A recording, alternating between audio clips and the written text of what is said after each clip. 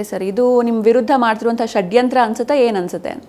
Madam ಭಾಳ ನೀಟಾಗಿ clear picture ನನಗಿಂತ ನಿಮ್ಗಳಿಗೆ ಎಲ್ರಿಗೂ ಗೊತ್ತಿದೆ ಮೇಡಮ್ ಏನು ಅಂತಿದೆ ಬಿಟ್ಟು. ಯಾಕಂದರೆ ಒಬ್ಬ ವ್ಯಕ್ತಿ ಮೇಲೆ ಅಲಿಗೇಷನ್ ಮಾಡ್ತಾರೆ ಅಂತಂದರೆ ಆ ವ್ಯಕ್ತಿಯ ಹಿನ್ನೆಲೆ ಫಸ್ಟ್ ಚೆಕ್ ಮಾಡಬೇಕು. ನನ್ನ ಮೇಲೆ ಕಂಪ್ಲೇಂಟ್ ಮಾಡ್ತಾ ಇದ್ದಾನೆ, ನನ್ನ ಮೇಲೆ ಈ ಥರ ಒಂದು ಅಲಿಗೇಷನ್ ಮಾಡ್ತಾ ಇದ್ದಾನೆ ಅಂತಂದರೆ ಆ ಅಲಿಗೇಷನ್ಗೆ ಯಾವುದೇ ಥರದ ಪುರಾವೆಗಳಿಲ್ಲ ಅವನ ಹತ್ರ. ಅವ್ನು ಮಾಡಂಗಿದ್ರೆ ಆ್ಯಕ್ಚುಲಿ ಈ ಥರ ಬಿಸ್ನೆಸ್ ವಿಷಯ ಇದು, ಇದನ್ನು ತೊಗೊಂಡಾಗ ಅವನು ಸಿವಿಲ್ ಕೋರ್ಟಲ್ಲಿ ಕೇಸ್ ಮಾಡಬೇಕಿತ್ತು. ಆ ಥರದ್ದು ಯಾವುದೇ ಥರದ ಇನ್ಸಿಡೆಂಟ್ ನಡೆದಿದೆಯಾ ಮೇಡಮ್?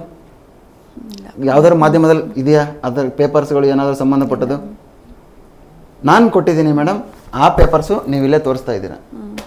ನಾನು ಆಲ್ರೆಡಿ ನಾನು ಕೊಟ್ಟಿದ್ದೀನಿ ನಾನು, ಯಾಕೆಂದ್ರೆ ನಾನು ಭಾಳ ನೀಟಾಗಿದ್ದೀನಿ, ಅದಕ್ಕೆ ನಾನು ಕೊಟ್ಟಿರೋದಲ್ವಾ.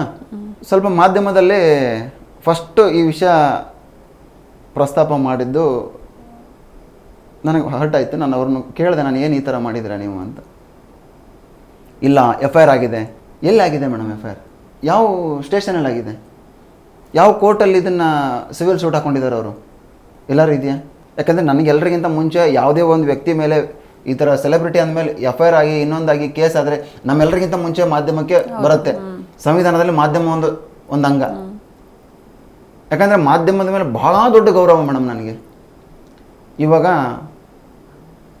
ನನಗೆ ಅನ್ಯಾಯ ಆಗ್ತಾ ಇದೆ, ನನಗೆ ನನ್ನ ಹೆಸರಿಗೆ ಈ ಥರ ಕಪ್ಚುಕ್ಕೆ ಥರ ಪ್ರಯತ್ನ ಮಾಡಿದ್ದಾರೆ ಆದಮೇಲೆ ನನಗೆ ಎಷ್ಟು ಬೇಜಾರಾಗುತ್ತೆ. ನಾನು ಒಂದೇ ಮನವಿ ಮಾಡ್ಕೊತೀನಿ, ಫಸ್ಟು ಸುದ್ದಿ ಮಾಡೋಕ್ಕಿಂತ ಮುಂಚೆ ಯಾವುದು ಸತ್ಯ ಯಾವುದು ಅಸತ್ಯ ಅನ್ನೋದು ತಿಳ್ಕೊಳ್ಳಿ. ಈ ಥರದವ್ರು 10 ಜನ ಅಲ್ಲ 20 ಜನ ಬರ್ತಾರೆ ಮೇಡಮ್, ಅವ್ರು ಹೇಳಿದ್ದೆಲ್ಲ ನಿಜನಾ?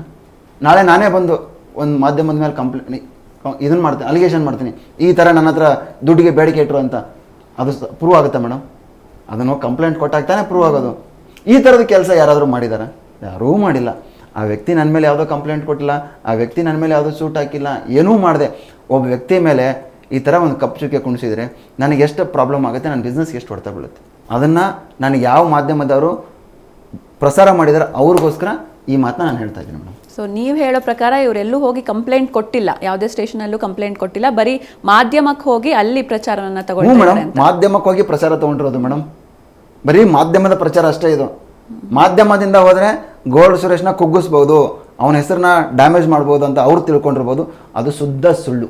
ಎಸ್ ಸರ್, ಇನ್ನು ಈ ಮೈನುದ್ದೀನ್ ಸಂಪರ್ಕ ನಿಮ್ಗೆ ಹೆಂಗೆ ಬಂತು ಅಂತ 2000 ಮೇಡಮ್ ನನ್ನ ಸ್ನೇಹಿತರ ಮುಖಾಂತರ ಬಂದದ್ದು. ಆ್ಯಕ್ಚುಲಿ ನಾವು ಬೇರೆ ಬೇರೆ ಪ್ರಾಜೆಕ್ಟ್ ಮಾಡ್ತಾ ಇರ್ತೀವಿ, ಅಲ್ಲಿ ಪರಿಚಯ ಆಗಿ ಅಲ್ಲಿಂದ ಇನ್ನೊಬ್ಬ ಸ್ನೇಹಿತ ಇದ್ದ, ಅವನ ಮುಖಾಂತರ ಪರಿಚಯ ಆಗಿದೆ ಅಷ್ಟೇ. ಎಸ್, ಸೊ ಕಷ್ಟಪಟ್ಟು ಬಂದವ್ರು ನೀವು, ಯಾಕಂದರೆ ನಿಮ್ಮ ಜರ್ನಿನ ನಾವೆಲ್ಲ ನೋಡಿದ್ದೀವಿ. ಸೊ ನಿಮ್ಮನ್ನು ಈಗ ಒಂದು ಕುಗ್ಸುವಂಥ ಪ್ರಯತ್ನ ನಿಮ್ಮ ಬಿಸ್ನೆಸ್ ಮೇಲೆ ಇದೆಲ್ಲ ಎಷ್ಟು ಎಫೆಕ್ಟ್ ಆಗುತ್ತೆ ಸರ್? ಮೇಡಮ್ ನಾನು ಹೇಗೆ ಬಂದೆ, ನನ್ನ ಜರ್ನಿ ಏನು ಅನ್ನೋದನ್ನು ನಿಮ್ಮ ಚಾನಲ್ ಮುಖಾಂತರ, ವಾಹಿನಿ ಮುಖಾಂತರ ನನ್ನನ್ನು ತೋರಿಸಿದ್ದೀರಾ. ನನಗೊಂದು ವರ್ಷಕ್ಕೆ ಲಕ್ಷಾಂತರ ರೂಪಾಯಿ ನನ್ನ ಸೋಷಿಯಲ್ ವರ್ಕಿಗೆ ನನಗೆ ಬೇಕಾಗುತ್ತೆ. ಅದ್ರ ಮಧ್ಯದಲ್ಲಿ ಇದು ಯಾವುದು ಮೇಡಮ್? ನನಗೆ ಇದು ಯಾವ ಲೆಕ್ಕ ನೀವೇ ಹೇಳಿ? ಈ ಥರ ಮಾಡಿದ್ದಾರೆ, ಬಿಸ್ನೆಸ್ಗೆ ತೊಂದರೆ ಆಗುತ್ತೆ, ಅದಕ್ಕೆ ನಾನು ಡಿಫಾಮೇಷನ್ ಕೇಸ್ ಹಾಕ್ತಾಯಿದ್ದೀನಿ ಅವನ ಮೇಲೆ. ಯಾಕಂದ್ರೆ ನಾನು ಭಾಳ ನೀಟಾಗಿದ್ದೀನಿ ಮೇಡಮ್, ಅದಕ್ಕೆ ನಾನು ಡಿಫಾಮೇಷನ್ ಕೇಸ್ ಆಲ್ರೆಡಿ ನಾನು ಆ್ಯಕ್ಷನ್ ತೊಗೊಂಡಿದ್ದೀನಿ. ಇವತ್ತು 2-3 ಬೇರೆ ಬೇರೆ ಪ್ರೋಸೆಸ್ಗಳಿದೆ, ಅದೆಲ್ಲವೂ ಕೂಡ ಇವತ್ತು ಮುಗೀತದೆ ನಮ್ಮದು.